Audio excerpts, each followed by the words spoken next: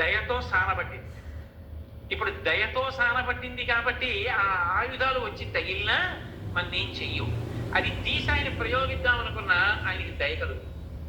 తక్షాంతి సంవర్ధిని, ఆవిడ ఇక్కడ కూర్చుని ఓర్పు పట్టండి, ఓర్పు పట్టండి, మరి కలియుగం కదా అని అలా చెప్తూనే ఉంటుంది.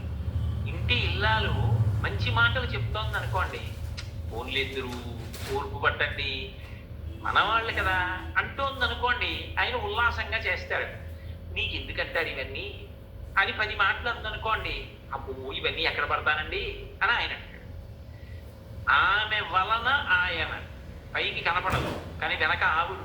అలా తక్షాంతి సంవర్ధిని, ఆయన ఓర్పుని ఆమె పెంచుతాం.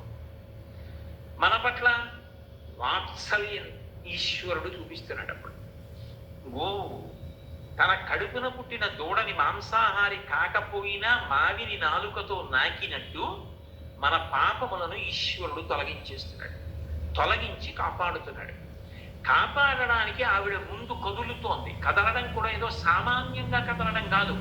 శ్రీనురత్న కోశంలో పరాశర భట్టర్లో ఒక అద్భుతమైన మాట అంటారు.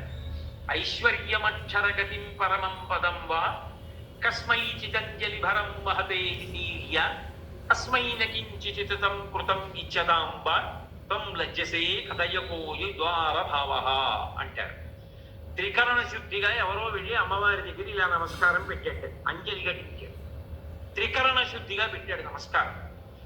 నువ్వు ఇంత త్రికరణ శుద్ధిగా నాకు అంజలి ఘటించావు, ఇహలోకమునందు నువ్వు సమస్త భోగములను అనుభవించు ఇస్తుంది.